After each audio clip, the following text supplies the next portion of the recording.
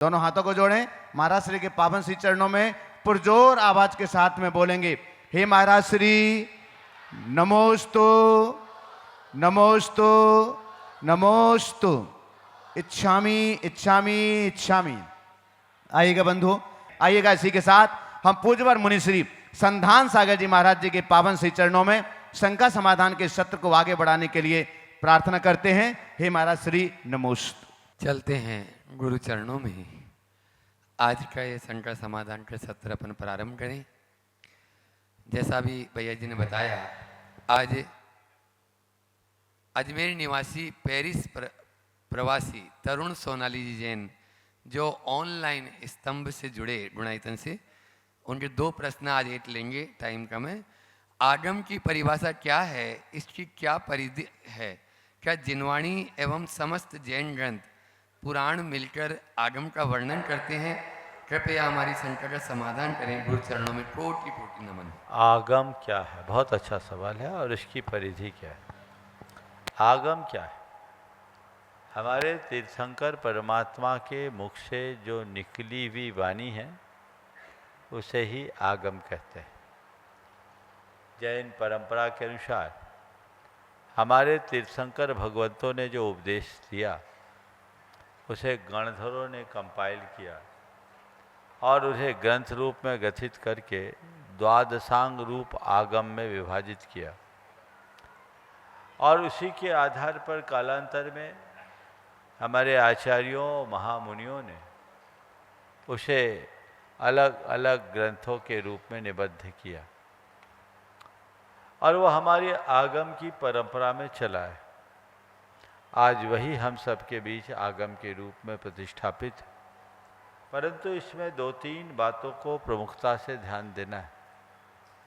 आगम का अर्थ हम लोग प्रायः शास्त्र लेते हैं और सत्य है आगम शास्त्र कहलाता है, शास्त्र आगम कहलाता है। लेकिन केवल संस्कृत और प्राकृत में लिखे हो जाने मात्र से वो आगम नहीं बन जाता। जो हमारे मूल तीर्थंकर परमात्मा के वाणी के अनुकूल है वही आगम की श्रेणी में आता है। हम जैन परंपरा के इतिहास को पलटते हैं तो पाते हैं कि जैन परंपरा में एक मूल संघ हुआ जिसके नंदी संघ, देव संघ, सेन संघ और सिंह संघ के रूप में 4 मूल भेद हुए। और बहुत सारे ऐसे दिगंबर मुनि आचार्य हुए जो बड़े ज्ञानी और वाग्मी थे, विद्वान थे। वे अनेक अनेक ग्रंथों को लिखे, लेकिन उन्हें जैनाभाषी की संज्ञा दी गई और उनके द्वारा प्रणीत ग्रंथों को प्रमाण की श्रेणी में नहीं माना गया। द्रविड़ संघ, माथुर संघ, यापनी संघ, काष्टा संघ आदि अनेक संघीय मुनि होते थे जो बड़े विद्वान थे। उनने बड़े बड़े ग्रंथों को लिखा है, वो संस्कृत और प्राकृत में भी रचे गए। लेकिन हमारे मूल संघ के आचार्यों ने उन्हें जैनाभाषी निरूपित करते हुए उनके ग्रंथों को अप्रमाण कहा है। आज इसी कारण लोक में बड़ी विडंबना है। हर किसी को लोग आगम मानने लगे हैं और अब तो जिनवानी का मतलब जो पूजा पाठ का संग्रह, लोग उसको भी जिनवानी कहने लगे। वो तो कवियों की वाणी है, उनमें हमारे मूलभूत आचार्यों के अनेक ग्रंथों का संदर्भ है, ग्रंथ है, ये मानता हूँ। लेकिन जो मूल संघ से, परंपरा प्राप्त मूल संघ से मेल खाने वाली वाणी है वही जिनवानी की श्रेणी में आ सकती। आदित्य जैन सुपुत्र आनंद जैन जी न्यूज विद्या प्रमाण गुरुकुलम के छात्र हैं, वे अपना प्रश्न करें। उसके नमोस्तु महाराज जी, मेरा प्रश्न यह है कि पेड़ भी जीव होते हैं और हम जब पेड़ में से फल तोड़ के खाते हैं तो उसमें पाप लगता है या नहीं? पेड़ में जीव होते हैं, उसका फल सब्जी खाने में पाप लगता है कि नहीं? बात तो सही। देखो, अनावश्यक नहीं खाना। वनस्पतियों का जो लाइफ साइकिल होता है बहुत छोटा होता है। प्राणियों के लाइफ साइकिल में अंतर है। शास्त्रों में अब शरीर को चलाने के लिए कुछ तो करना ही पड़ेगा, इसलिए वनस्पति को स्वीकार किया गया। समझ गए? और इसलिए कि पेड़ से एक पत्ता टूट जाए तो दूसरा पत्ता उग जाता है, पेड़ से फल टूट के गिर जाए तो पेड़ भी जिंदा रहता है, लेकिन किसी प्राणी के कान कट कर गिर जाए तो दूसरा कान नहीं आता। इसलिए पेड़ और प्राणी को समान मत मानना। चलो। सिद्धार्थ जी जैन जबलपुर, विद्या प्रमाण गुरुकुलम के छात्र, पहले से खड़े हो जाए, माइक 2 पहले से पहुंचा दें। दुई महर्षि के चरणों में त्रिबार नमोस्तु नमोस्तु नमोस्तु। शोल्लक जी के चरणों में इच्छामि इच्छामि इच्छामि। महर्षि ऐसा कहा जाता है कि 3 तिगाड़ा काम बिगाड़ा, परंतु महर्षि जब भी हम मंदिर जी जाते हैं तब हम 3 परिक्रमा लगाते हैं और हमारे 3 लोक भी होते हैं और महर्षि हमारे 3 रत्नात्रय धर्म भी होते हैं। महर्षि ये सब तो हमारा काम बनाते हैं, तो 3 तिगाड़ा काम बिगाड़ा किसे कहेंगे? नमोस्तु महर्षि। 3 तिगाड़ा काम बिगाड़ा भले हो, पर तुम्हारा तो 3 से आज काम बना।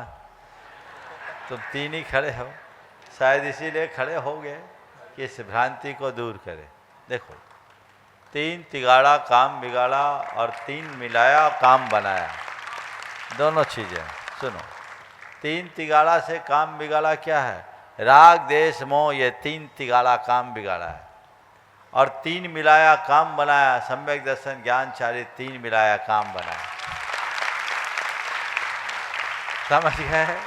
तो दोनों चीजें एक जगह, एक कंपनी में कुछ नियुक्तियां होनी थी, तो एचआर ने बुलाया एमबीए के लोगों को। एमबीए पास बच्चे आए, उनसे पूछा, इंटरव्यू लिया, बोला एमबीए का फुल फॉर्म क्या है? एमबीए का फुल फॉर्म क्या है? उसने कहा मुझे बिगाड़ना आता है।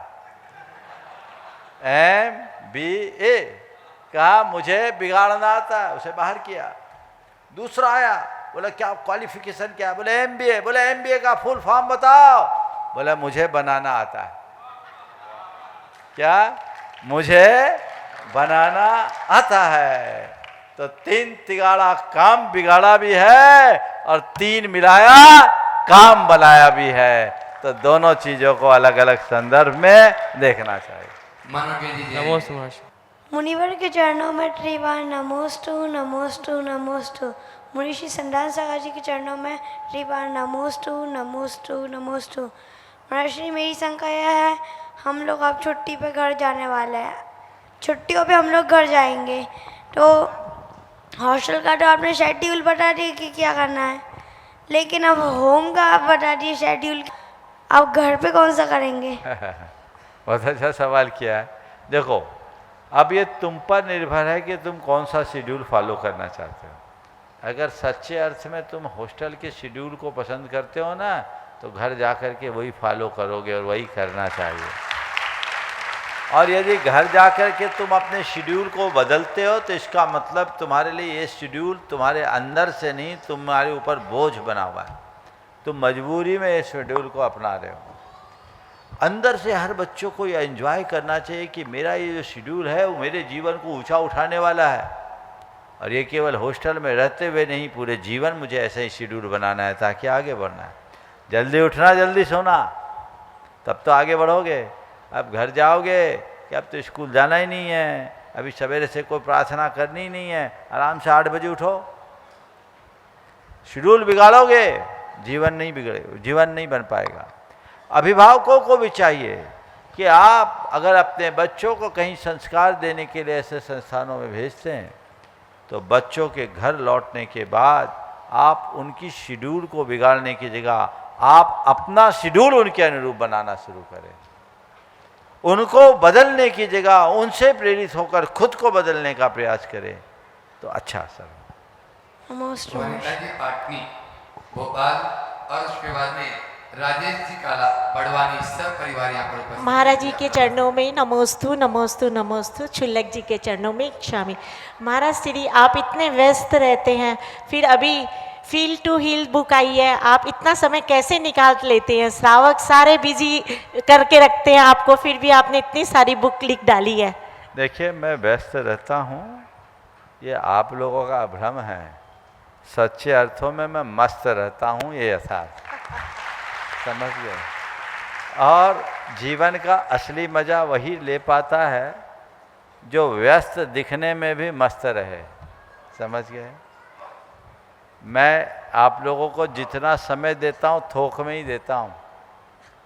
अपनी जितनी मैं आप लोगों से समय कटौती कर पाता हूँ करता हूँ, और उसी हिसाब से काम होता है।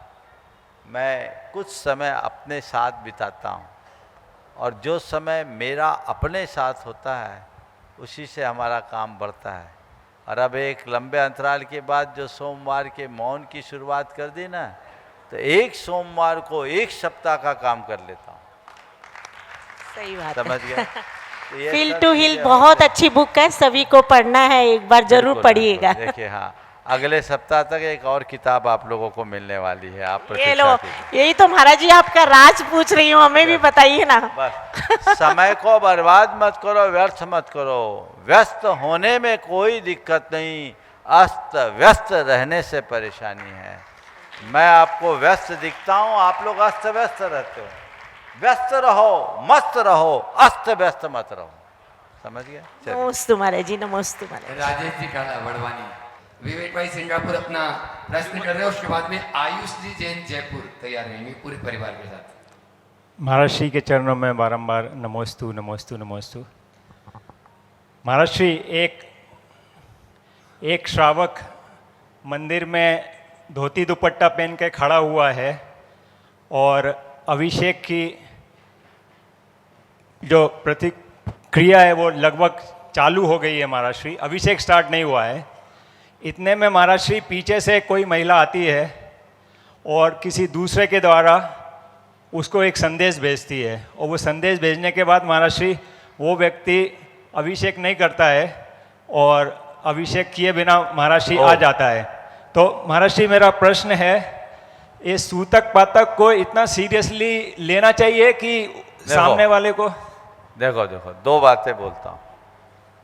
पहली बात तो कोई मंदिर चला गया और अभिषेक पूजन करने की क्रिया में लग गया है, तो हमें जब तक उसकी क्रिया पूरी ना हो जाए उसे बताना नहीं चाहिए। लेकिन लोगों के मन में एक भय होता है कि इनसे गलती ना हो जाए इसलिए बता दे। दूसरी सूचनाएं भले न दे, ऐसी सूचना तो तुरंत पहुंचती है। तो सूचना पहुंचे और सूतक ना लगे, उसका फार्मूला मेरे पास है। क्या बोल रहा हूं? सूचना पहुंचे और सूतक न लगे, उसका फार्मूला है मंदिर के देहरी में पांव रखते ही जब तक मेरी पूजा पूरी ना हो जाए तब तक मेरे घर परिवार और चारों प्रकार के आहार का त्याग है। कोई बोले सुना दे कान में भी, सूतक नहीं लगेगा। संकल्प है, ये फार्मूला रखो और ये त्याग निभाना कि जब तक मैं पूजा पूरी ना कर लूं तब तक मेरे घर परिवार का और चारों प्रकार के आहार का त्याग है। पूजा हमारी हो जाएगी, भले वो हम संक्षिप्त पूजा अर्घ में करेंगे। समझ गए? तो ये सबको करना चाहिए। और एक और ले लेना उसमें, इधर उधर की बातों का त्याग, मोबाइल का त्याग। मैसेज ही नहीं आएगा। कई बार आप लोग मगन होकर के बात पूजा में कर लगे रहते हैं और इसी बीच मैसेज आ गया, शिखर जी की बात सुना दो। मैं पहाड़ पर था, मेरे साथ कुछ युवक चल रहे थे। एक युवक पहली बार मेरे साथ चल रहा था, बहुत उत्साहित था, खुश था कि आज महाराज श्री के साथ वंदना करने का मौका है। और जैसे ही हम आपके गंधर टोंक पे गए, गौतम स्वामी के टोंक पर, वहाँ हमने दर्शन किया, बाहर निकला, वो मुँह लटकाए खड़े, मुँह लटकाए खड़े। मैंने कहा क्या हो गया?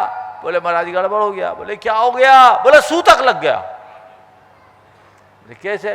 बोले महाराज जी हम यहाँ आए, बहुत खुशी थी कि आपके साथ वंदना हो रही, तो हमने सोचा घर फोन लगा दे। घर फोन लगाते ही माँ ने कहा बेटा अपने यहाँ तो सूतक लग गया। अब महाराज हम क्या करें? हमने कहा हम क्या करें? हमने कहा फोन क्यों लगाया, ये बीमारी क्यों पाली? हमने अब क्या कर सकते हैं? बोले मेरे साथ चलो, केवल अनुमोदना कर सकते हैं और कुछ नहीं कर सकते। न तुम्हारा द्रव्य चढ़ेगा ना हाथ लगेगा। अगर मोबाइल त्याग करके गया होता तो बच गया होता ना। तो बहुत अच्छा सवाल तुमने किया है। ये नियम और संकल्प लेकर के चलोगे तो बहुत सारी निरर्थक बातों से बच जाओ। नमोस्तु महाराज। बंधु अपने बीच में जयपुर से ऊपर आ जाए, मंच पे आ जाए। हमारे संग में आप देखते हैं जो हमेशा अपनी आत्मा में ही लीन रहते हैं और बहुत अध्ययनरत रहते हैं।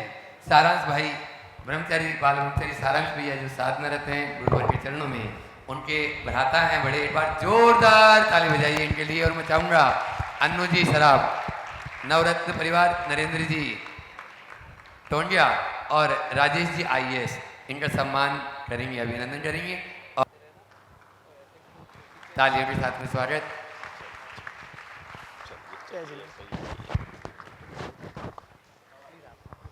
आयुष भी अपना प्रश्न पूछ रहे हैं, उसके बाद में दिव्यांशी जैन मुंबई, सुपुत्र राजेश जी IAS।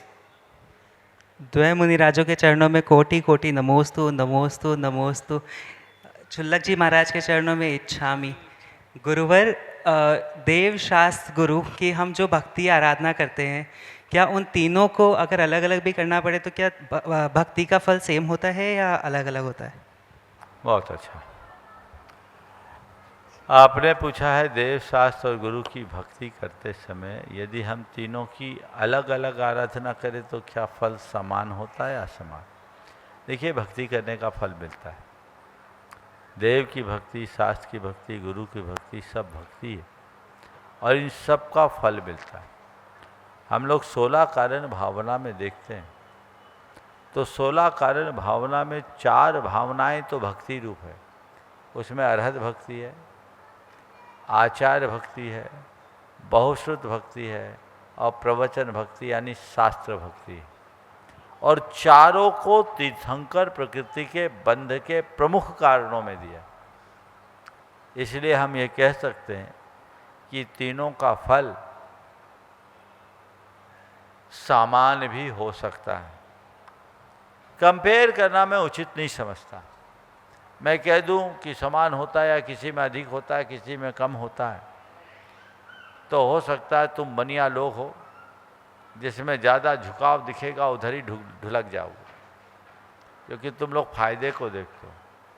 पर मेरा मानना ऐसा दृष्टिकोण रखने की जगह एक सच्चा श्रद्धालु जिनकी आस्था के आधार देव, शास्त्र और गुरु तीनों हैं, तो यथा अवसर यथा प्रसंग तीनों की शक्ति और परिस्थिति के अनुरूप भक्ति करता है। नमोस्तु गुरु। जैन मुंबई, और मैं चाहूँगा राजेश भैया भी उनके साथ में हो जाएं, सुपुत्र हैं उनके। हाँ, पूरा परिवार ही आ जाए, माँ भी साथ में है। एक बार जोरदार ताली बजा दीजिए। विद्यासागर प्रबंध विज्ञान संस्थान के यशस्वी अध्यक्ष राजेश जी IAS का पूरा परिवार यहाँ पर उपस्थित है। दिव्यांश भाई प्रश्न कर रहा है और उसके बाद में यह पूरा सत्र आज 2 चरणों में था। एक चरण पूरा हुआ है। प्रश्न बहुत सारे हैं, आज रविवार का दिन था, लेकिन अभी अब चलेंगे अपन जैन प्रोफेसर एसोसिएशन के लगभग 60 से 70 यहाँ पर प्रोफेसर अपने बीच में हैं इस सत्र। अभी बैठे एक प्रश्न ही कर ले और उसके बाद में महाराज जी के चरणों में नमस्तु नमोस्तु नमोस्तु। मेरा प्रश्न ये है कि जब सफलता के मार्ग में कोई असफलता सामने आ जाती है तो ऐसे क्षणों में स्वयं का मनोबल बनाए रखने हेतु तथा आगे बढ़ने की प्रेरणा कैसे प्राप्त करें महाराज जी? बहुत अच्छा सवाल है और ये सवाल तुम्हारा नहीं, तुम्हारे जैसे हर उस युवा के मन में है जो किसी लक्ष्य को लेकर आगे बढ़ रहा है। किसी एक लक्ष्य को लेकर के चलते समय यदि उसमें वांछित सफलता न मिले तो प्रायः मन हतोत्साहित होता है। पर मैं ऐसे लोगों से ये कहूँगा कि कभी भी अपनी असफलता को अपना सब कुछ खो गया इस अर्थ में नहीं देखो। असफलता में भी सफलता का बीज छिपा होता है। किसी क्षेत्र में यदि हम लगातार प्रयत्न करने के बाद भी सफल नहीं हो पा रहे हैं तो घबराने की जगह देखो कि हम सफल क्यों नहीं हो पा रहे हैं। कारणों की पड़ताल करें और अवसर और अनुकूलता के रहते हुए हम अपना प्रयत्न जारी रखें। कई बार ऐसा होता है कि हम बार बार प्रयास करते तब सफल होता है। समझ गए? मोहम्मद गौरी ने दिल्ली पर कितनी बार चढ़ाई की? कितनी बार की? 17 बार। 17 बार की। कल्पना कर सकते हो? 16 बार लगातार विफलता का सामना करने वाला कैसे लगातार अपना प्रयास जारी रखा? पहली बार जब हार का मुंह लेकर के लौटा होगा तो उसे क्या बीता होगा? फिर उसने अपनी प्रजा और सेना में कैसे विश्वास जगाया होगा? उसने जगाया, हार नहीं माना, उसने कहा एक बार और, फिर हार गया, फिर गया होगा, फिर लोगों से केस तैयार किया होगा, एक बार और हारा, पर हार नहीं माना। कल्पना करो, ये घटना है कि कैसे एक व्यक्ति एक ही काम में लगातार 16 बार विफल होने के बाद हिम्मत नहीं हारता है और 17वीं बार जीतता है तो दिल्ली फतह कर लेता है ना? तो मैं ये कहना चाहूंगा, जब आप किसी बड़े लक्ष्य को लेकर के चले हो, अवसर और अनुकूलता के रहते हुए अंतिम क्षण तक अपना प्रयास जारी रखो। अब्राहम लिंकन के बारे में सुना? उनके जीवन के विषय में मैंने पढ़ा कि उनके जीवन में 19 विफलता हुई। लेजिस्लेचर के इलेक्शन से लेकर उपराष्ट्रपति तक के चुनाव में उन्हें हार का सामना करना पड़ा, एक्सीडेंट, दुर्घटनाग्रस्त हुए, व्यापार में नुकसान हुआ, पत्नी का वियोग हुआ, 19 विफलताएं, पर 20वीं बार जीता तो सीधे प्रेसिडेंट ऑफ अमेरिका बना। कभी घबराओ मत, हार भी जाओ मगर हिम्मत नहीं हारो की बात को याद रखो। अब रहा सवाल, तुम जैसे युवाओं के साथ जो एक बड़ी समस्या बन गई है वो क्या है? खासकर प्रतियोगी परीक्षाओं में जाते हैं। अब प्रतियोगी परीक्षाओं में तो सीट लिमिटेड है, उसकी अपनी प्रक्रिया है। एक समय तक चांस है 5 बार 6 बार कितना अटेम्प्ट किया है अभी सुविधा? यूपीएससी में कितना अटेम्प्ट? 6 बार। 6 बार आपको देना है, प्री मेंस, और फिर आपको वाइवा में निकलना है। लाखों लोग बैठते हैं, सीट कितनी होती है? 1000 के लगभग। जनरल की कितनी होती है? 350। अब हम उसमें अपने आप को विफल क्यों मानते? ये तो पहले से तय थी कि इतनी ही लोगों की होगी, जो आएंगे सो आएंगे। अगर मैं यूपीएससी कॉन्टेस्ट कर रहा हूं तो ये सोचो कि मैं इस देश के उन प्रतिभाशाली लोगों में हूं जो इतने टफ परीक्षा को देने में समर्थ है। अरे मेरा प्री निकला, मेन नहीं निकल गया। अरे कई तो प्री में ही छट गए, प्री में नहीं निकाल पाए, प्री तो निकल गया। मेंस निकला, इंटरव्यू नहीं हो पाया, कम से कम मेंस तक तो पहुंचे। आईएएस बनने के लिए मैंने प्रयास किया, कोई बात नहीं, मैं नहीं निकल पाया। कई ऐसे हैं जो आईएएस की परीक्षा दी, आईएएस बन नहीं पाए, पर आईएएस बना रहे। वो विफल कहाँ है? एक प्रतियोगिता में हम सफल नहीं हुए, पर मेरे पास दूसरे अवसर तो आज भी हैं। इसलिए प्रतियोगी परीक्षाओं में भागीदार होने वाले सभी युवक युवतियों से मैं कहता हूं, पूरी ताकत से लगो, पर यदि कदाचित उसमें वांछित परिणाम ना आए तो उसे विफलता मत मानो, दूसरी संभावना तलाश।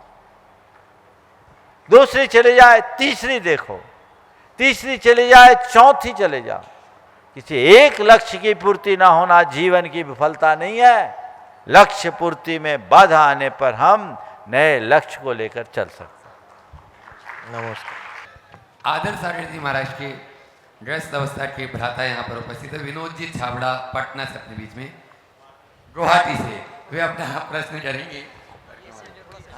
विनोद जी छाबड़ा आ जाए, साथ में हो जाए, एक साथ पूरा परिवार। वापस आऊंगा, एक बार सभी लोग जोरदार ताली से इन सबका स्वागत करें, जिनके परिवार से अभी छुल्लक आदर्श सागर जी महाराज जो यहाँ ज्येष्ठ छुल्लक यहाँ उपस्थित है। विनोद जी अपना प्रश्न करें, उसके बाद में माइक नीचे तक पहुंचे। छुल्लक जी को इच्छामी गुरुदेव, प्रश्न तो घर में रहते हैं तो कई आते हैं मन में, यहाँ आने के बाद समाधान हो जाता है। बहुत और अच्छा, प्रश्न पूरा हो गया। बहुत बढ़िया। एक बार इनका जोरदार अभिनंदन कर दीजिए। आगे बोलिए। हाँ, जैन प्रोफेसर एसोसिएशन से doctor Yogendra Mahendra ji Singhai, professor excellence college Bhopal. मुनि श्री के चरणों में जैन प्रोफेसर्स एसोसिएशन की ओर से त्रैवार नमोस्तु नमोस्तु नमोस्तु। महाराज श्री, आज लगभग 60-70 प्रोफेसर्स आपकी शरण में हैं और लगभग 250 प्रोफेसर्स ऑनलाइन आज इस सत्र को पूरे भारतवर्ष में देख रहे हैं। महाराज श्री, मैं संक्षिप्त में जैन प्रोफेसर्स एसोसिएशन के बारे में यहाँ अपने विचार व्यक्त करूँ, उसके पूर्व 1 मिनट में मैं पूरे जैन प्रोफेसर्स एसोसिएशन की ओर से हजारों विद्यार्थियों की ओर से अपनी कृतज्ञता ज्ञापित करता हूँ। 3 जो क्षेत्रों में आपने जो ऐतिहासिक काम किया, जिसने हम सभी लोगों की दशा और दिशा बदली। महाराज श्री, धर्म की प्रभावना और ज्ञान की वर्षा, गुणायतन के माध्यम से जो आपने अनुपम कृति इस देश को दी है, इस समाज को दी है, वो युग युगांतर तक हम ऋणी रहेंगे। महाराज श्री, कहते हैं कि जो काम तलवार नहीं कर सकती है वो शब्द कर सकते हैं। शंका समाधान के माध्यम से आपने पूरे देश में जो युवा वर्ग में, बुजुर्गों में, महिलाओं में जो क्रांतिकारी परिवर्तन आया है महाराज श्री, उसके प्रति हम पूरा जैन प्रोफेसर्स एसोसिएशन कृतज्ञता ज्ञापन करते हैं। महाराज श्री, शिक्षा एवं संस्कारों के क्षेत्र में कहते हैं कि 100 शिक्षित व्यक्तियों से अच्छा एक संस्कारवान विद्यार्थी होता है। गुरुकुल की स्थापना करके आपने जो शिक्षा के क्षेत्र में जो ऐतिहासिक कदम उठाया है महाराज श्री, उसके लिए हम लोग सभी कृतज्ञ हैं। महाराज श्री, अगर कोई देश का मनुष्य मानसिक और शारीरिक दृष्टि से स्वस्थ हो तो वह देश विकास की ओर अग्रसर होता है। महाराज श्री, भावना योग के माध्यम से जो आपने ऐतिहासिक विचार हम लोगों को दिया है, उसके प्रति हम सभी आपके कृतज्ञता ज्ञापित करते हैं। महाराज श्री, फरवरी 2024 में जैन प्रोफेसर्स एसोसिएशन की स्थापना हुई। लगभग 650 प्रोफेसर्स पूरे भारतवर्ष से इवन कुछ विश्व प्रसिद्ध यूनिवर्सिटी से इसमें जुड़े हुए हैं। महाराज श्री, ये रजिस्टर्ड सोसाइटी एक्ट में रजिस्टर्ड है।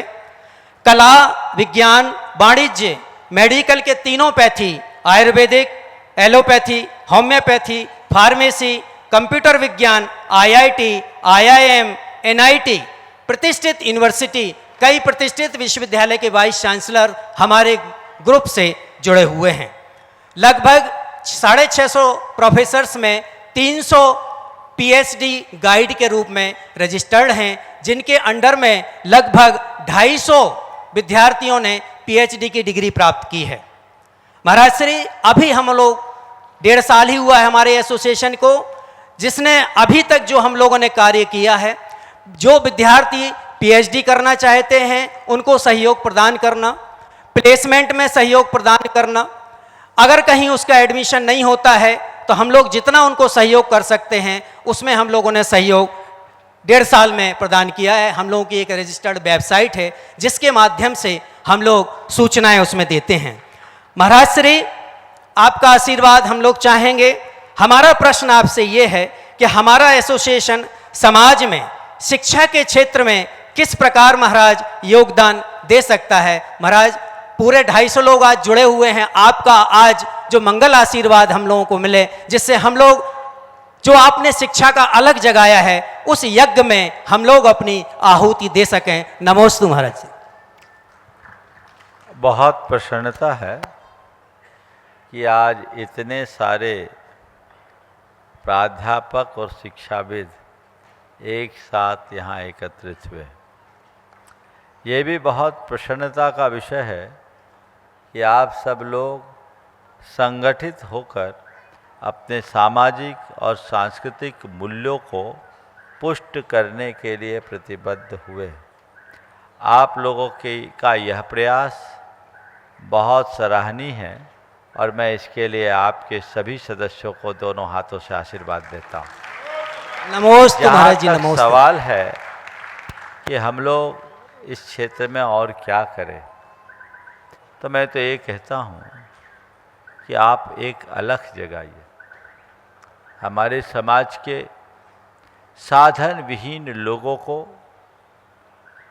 पढ़ाई के लिए सहयोग देने के लिए, प्रोत्साहित करने के लिए, आज तो टेक्नोलॉजी का युग है, कोई भी व्यक्ति कहीं भी रहकर कहीं भी ये कार्य कर सकता है। एक ठोस कार्य योजना बनाएं जिसमें ऑनलाइन प्रशिक्षण की प्रक्रिया हो और आपके एसोसिएशन से जुड़े हुए जितने भी विशेषज्ञ प्रोफेसर्स हैं और अन्य प्राध्यापकगण हैं, वे सब अपने अनुभवों को लोगों तक बांट सकें। इसके लिए आपको टेक्नोलॉजी का सहारा लेना चाहिए, एक पूरा नेटवर्क बनाना चाहिए, भले वो ऐप के रूप में हो या अन्य माध्यम से, और उसको व्यापक पैमाने पर उसका प्रचार प्रसार कीजिए ताकि हमारे समाज के अंतिम पायदान में खड़े व्यक्ति भी आप लोगों से लाभान्वित होकर प्रथम पंक्ति में आ सके। समझ गए? आखिरी पंक्ति वाले व्यक्ति को पहली पंक्ति में लाने के लिए हमें प्रयासरत रखना है।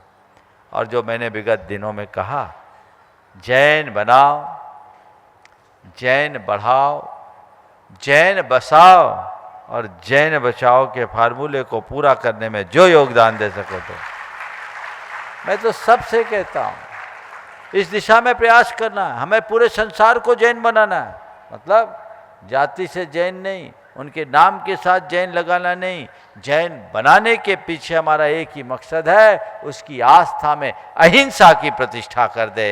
यदि व्यक्ति के हृदय में अहिंसा हो जाए तो वह सब कर्म से जैन बनेगा। हमें उस तरफ दृष्टिकोण रखना चाहिए और इसलिए चारों सूत्रों को मैं संकेतों में कह रहा हूँ, आप लोग इसे समझे, आत्मसात करें, ठोस कार्य योजना बनाकर आगे लाएं।